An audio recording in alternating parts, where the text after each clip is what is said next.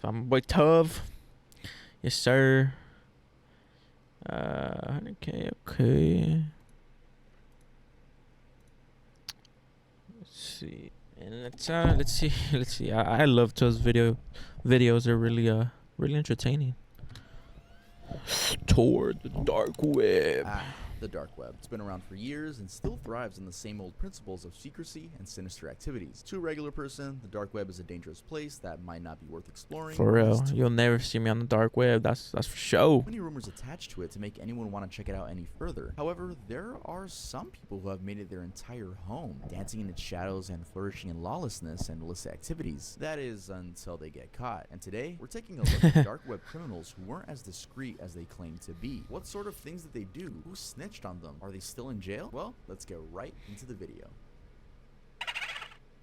Alexander Kazes, aka Alpha 02. There's no better way to start our list than focusing on the biggest of them all. I'm talking about a man who for years was simply known by the username Alpha 02 to both authorities and users of the dark web. And no, he wasn't your typical small-time criminal. He was in fact the one who oversaw the millions of dollars in daily online narcotic sales. Detectives considered him a public enemy, and although chasing him for a while, he had remained a total mystery. Law enforcement agents from around the world, in a coordinated effort, had been hunting for Alpha 02, who they believed was running the biggest digital drug and crime marketplace known as Alphabay. Now, if you already don't know, the dark web has a bunch of websites dedicated to the selling of illegal drugs and other illegal stuff. By the way, if you want to be more educated on the dark web, I'll have a playlist linked up there, so you can go check that out after this one. By the way, here's a hint. A future 1-hour video will be about the dark web. These marketplaces are what allow most of the illegal activity to take place, and therefore, they're often on the radar of law enforcement. So, owning and operating a dark web marketplace puts you right on the most wanted list. Thus, Alpha 02's crime, to put it plainly, that's was owning some and operating hash, and some cocaine for $60. So it sounds pretty cheap. And hence facilitating thousands of product listings, mainly drugs, from ecstasy to opioids to meth, but also stolen data, most likely credit card details and social security numbers. For perspective, while some dark web marketplaces had a few hundred or thousand listings, Alphabay, as of 2015, had over 21,000 illegal products listed and over 200,000 users. The man was indeed very rich. It's no wonder that, as Wired reported, among digital crime investigators, Alpha 02's notoriety was like that of Osama bin Laden. How was he arrested? Well, when the market was new, he made a critical, almost laughable security mistake. At the time, whenever a new member joined the market, they would receive a welcome email from pimp_alex_91@hotmail.com. The email could be seen in plain text due to a misconfiguration of the Tor server. One of the users who received this email archived it for 2 years and, believe it or not, later handed it to law enforcement agents as a tipster. We don't know why he ratted out Alpha 02, but that was the beginning of everything unraveling. So yeah, like I said before, agents had been looking for him for 2 years, and it just so happened that someone snitched on him. So when the email landed on their desks, they dug and rummaged all around the internet to try to find who it belonged to. Soon enough, they found out it appeared on a French social media site, Skyrock.com. Alex, the owner of the email, had posted photos of himself on the site in 2008 and 2009. The same email led the cops to a dating site where Alex listed his hometown, Troy River. Yeah, I'm not gonna pronounce that, in the French-Canadian province of Quebec. His age was 17 at the time the profile was made, so the cops believed the 91 on his email represented his birth year. This seemed implausible until they found the same person on a French tech forum, Comment Ka Mark. Again, I don't know how to pronounce that, where his real name, Alexander Kazes, alongside the username Alpha 02, and his email address was listed. He had explained how to remove a virus from an image, and searching him on LinkedIn, they realized the grown-up Alex was likely their man, as he advertised himself as a freelance web programmer and founder of a hosting and web design company, EBX Technologies. As they dug through his social media, the cops found his fiancée, Sunisa Thapsuan, on Facebook. That's how they knew where he was. Bangkok, Thailand. 26-year-old Canadian had relocated halfway across the world to evade law enforcement. The only problem is that Thailand has been a hub for U.S. law enforcement agents for years, as far back as 1973. And given how much effort the agents have put in to find this guy, what did they do? Right. They packed their stuff, sought help from the FBI, and headed down to Thailand. They sought the help of Thai authorities, and together they created a well-thought-out scheme to arrest Alex. They faked a minor car accident at his gate to get him out of the house, and make sure they got to his workstation before it locked them out with a password. Now, this does seem extra, but in the eyes of the law, it would be more plausible to stick the mountain of evidence they already had against him if they found him hands-on doing the illegal activity. They needed to have access to his PC while it was still logged into Alphabay's admin account and other related accounts, including cryptocurrency exchanges. So, on the morning of July 5th, 2017, 2017, a Royal Thai police agent nicknamed Nguyen drove a gray Toyota Camry right into the quiet and wealthy neighborhood on the western edge of the city where Alex resided. Feigning to be an inexperienced driver, she faked a 3-point turn after telling the security guard that she was lost. While reversing, she intentionally slammed the car into Alexander's front gate. As a normal person would, Alex runs out once he gets a glimpse of what's happening, and while at the gate, other officers who were waiting nearby move in to arrest him. He attempts to run back inside, but he's overpowered. The investigators found his unlocked laptop in the bedroom and managed to retrieve a list of passwords to the Alphabet website and servers. They put together the remaining pieces in their puzzle, and overall, at the time, it was estimated that Alex was worth about $23 million. Distributed in houses, a Thai hotel, luxury cars, cryptocurrency, and more. He was taken in custody, and just a week later, in a rather dramatic ending, it was reported that he took his own life while in custody. His fiancé was charged with money laundering. On July 20th, 2017, U.S. authorities announced the takedown of No way he killed himself. That's sad. the Alphabet, a resounding success against illegal activities. Then, in an interesting twist, 5 years after its owner got arrested and died, Alphabet was back in business, growing faster than before. Perhaps, as Alpha O2 had mentioned in an interview with Vice, courts can stop a man, but they can't stop an ideology. Darknet markets will always be around until the war on drugs stops.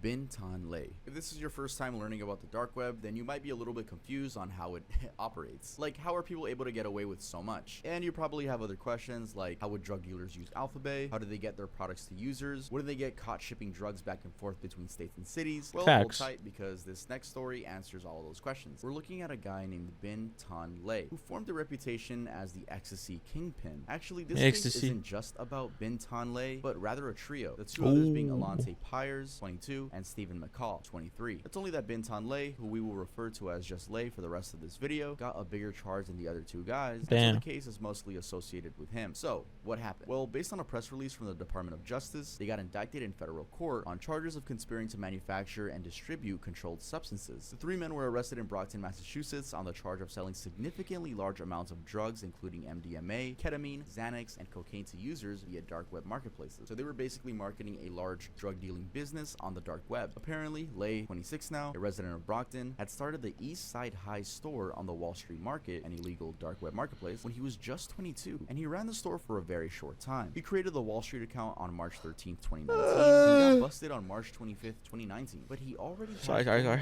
14 orders on his listings: pure ketamine S isomer sugar A+, pure MDMA crystal, Philip Plain, 250 milligrams, but this— How much is this? $24 a gram, or 25.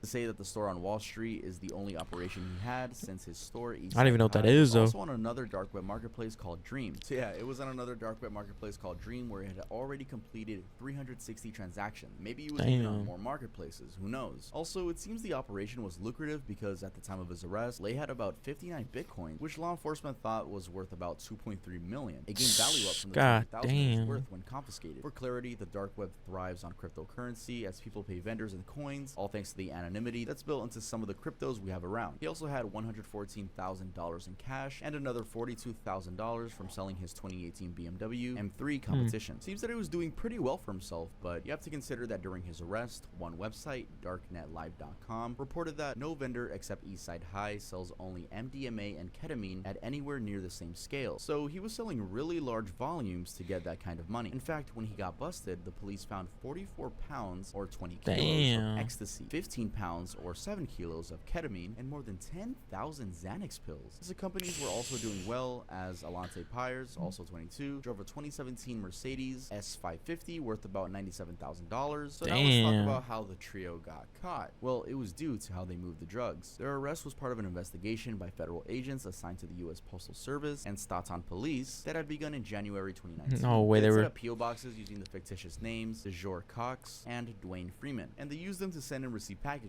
They would disguise the incoming drug supplies from distributors in the Netherlands, Belgium, and Canada by using descriptions like Robin's Office Supply or Lego Box for Kids. Unknown to them, one of their clients was an undercover agent. The agent had bought 5 ecstasy pills, and Le sent the packages via the USPS service. The police then trailed him, and from his dumpster near the office space he rented, they recovered a bag with 1,200 grams of ecstasy. At the same time, an undercover agent was wooing Le to accept a potential Bitcoin for cash exchange. Le needed to convert his 200,000 in Bitcoins to cash. They arranged a meeting at the Hampton Inn Hotel in Norwood. Other agents trailed Lay from his home, and he made a stop at his office where he exited with a money counter and then headed to the hotel. He got arrested after the transaction happened, together with Pyers who had been waiting in the car. Detectives also raided his office where they arrested McCall. In the office space, they found 5,000 grams, which was 11 pounds of ketamine, an animal tranquilizer, 5,000 grams of ecstasy, packaging materials, 2 digital scales, 2 heat-sealing devices, a pill press, and $114,700 in cash. Shit. According to the Department of Justice's website, Lay was sentenced. Bro, these people were damn loaded to the dome. Holy shit. 8 years in prison with an additional 3 years of supervised release, and was required to forfeit his assets, the crypto, the cash, and all the other items that were found on him. Regarding the arrest, U.S. Attorney Raquel Rollins said this: "The dark web is a rising threat to our communities and must be taken very seriously. Anonymous networks open the door for people, including our children, to order deadly amounts of illegal narcotics from anywhere in the world and have them delivered to your doorsteps. This sentence sends a clear message to dark web criminals. The federal government is entering this space." Damn. Annie Nicole Rittner. You know, I mentioned before the lawlessness that comes with being on the dark web, and this next case is much darker than just selling drugs. This happened just a few years ago, when on June 23rd, 2021 and June 24th, 2021, a woman named Annie Nicole Rittner, who was 25 at the time, paid $3,200 in Bitcoin to a dark web website as a fee for murder facilitation. No. She paid someone on the dark web to kill a guy she was angry at. The incident took place in Culpeper, a small town of less than 21,000 people located about 45 miles northeast of Charlottesville. According to the Department of Justice, Rittner had visited the website, which advertises murder for hire services, and provided the details of the intended victim along with the payment. The website's homepage read, "We can kill any person you want, as long as it's not the president or a very important person that is guarded by the military." Court documents, as reported by the Miami Herald, also said that the website claimed... Bro, if this is true, this is scary, bro. Like, this should... This is really... Oh, I mean, never mind. I don't know if it's true. I've heard it is. I've heard it's not. Either way, it's scary. Like, bro, someone like me can probably get fucking killed for no reason. Well, for a reason.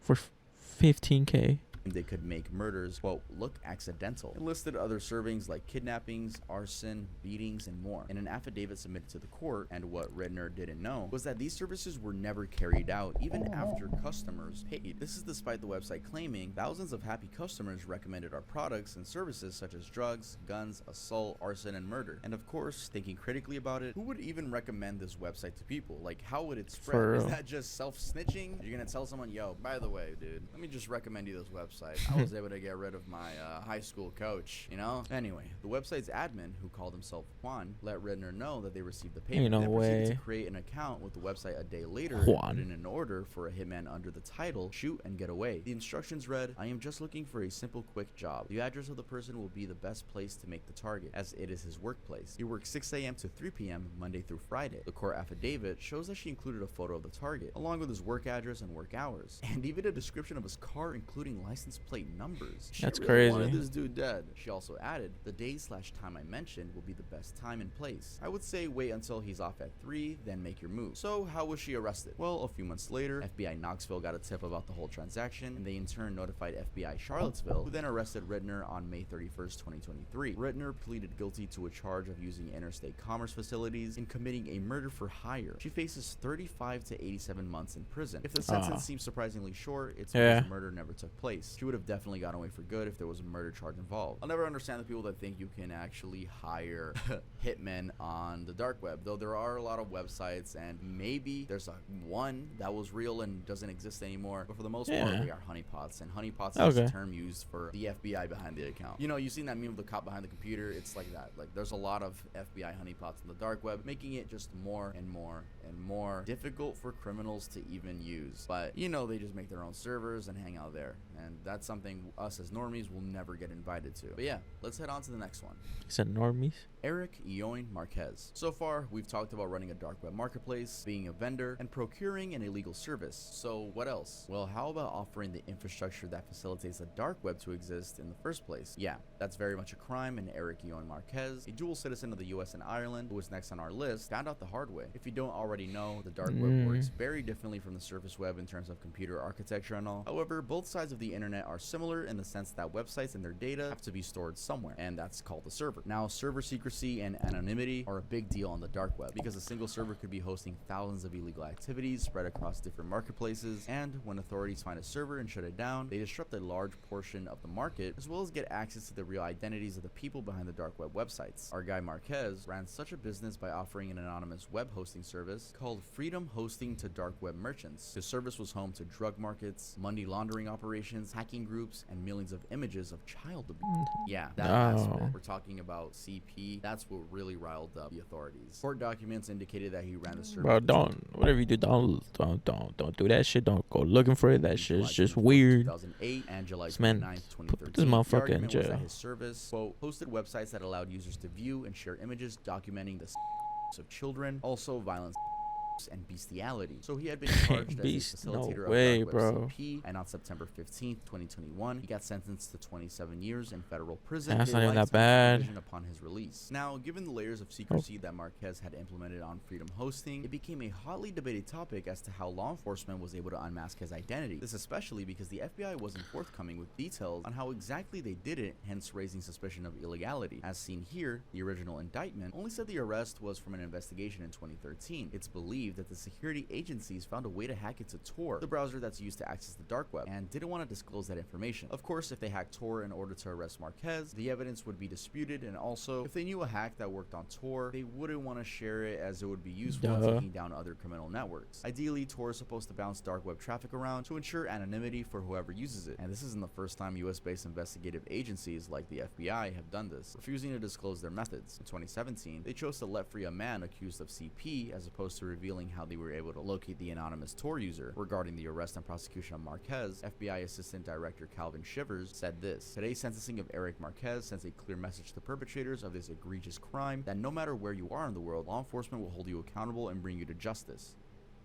Yep. Jay McCod. Alright, so when we're talking about the dark web and illegal activities, there's a lot of CP. We're going to use that term, CP. I'm going to refer to that as cow poop, cat poop, whatever. But yeah, this last story is all about that, so I guess trigger warning if you don't want to hear about that. And I'm going to try to keep this very short and get to the point. I don't want to give any details about anything. So, Jay McCod. He was arrested on July 13th, 2015 for allegedly downloading CP from the dark web after a massive operation. The operation was called Operation Pacifier, which was geared towards fighting against online child exploitation. This crime was already bad, but what's worse is that McCod was a teacher who had worked in Vancouver's public schools for about 20 years in different capacities, including teaching special education at Geyser Middle School. According to the FBI, McCod used an alias Pooter to sign on to Playpen, a CP network, towards the end of October 2014. His actions were deemed intentional, as only those who know of the existence of certain dark web websites, such as Playpen, can access them. The agents had captured his IP address during one of his login sessions, which they then submitted to his internet service provider, who was able to trace it back to his previous residence. However, before they could act, McCod disconnected his account at the previous residence and moved away to a new place. All unintentional, as he didn't know he was being investigated. Still, the ISP traced his new residence and apartment complex after he reconnected the account. The FBI agents then raided his home, and they ended up finding a hard drive full of these horrible images. And I can't even say this on YouTube, but the closest I guess I could tell you guys that reminds me of it is like that one horrible, I think it's the first scene from Human Centipede 2, but like it's bad, like so bad. Given the nature of the crime, I've never watched that, so that he would just be taken to court and I don't want to know. Holy Turns out that shit. when the FBI refused to say how they were able to capture and unmask his IP address, the evidence they offered held no ground. As McCod's lawyers, Colin Feynman and Linda Sullivan, said, the government has now made plain that the FBI will not comply with the court's discovery order. The consequences are straightforward. The prosecution must now choose between complying with the court's discovery order and dismissing the case. And in a rather bitter twist, the FBI chose to forego the case against McCod. Zero legal consequences. We can only guess that the prosecution's argument must have been that it would be better to keep the malware code they used to hack Tor as a secret, as it would enable them to pursue more criminals and probably bigger cases. But still, letting such a sick and corrupted individual be free is horrible. That's crazy.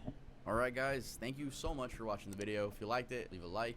Man, I'll put the video in the description if you guys want to go ahead and go like it. Great video by Tuv. I love this guy, man.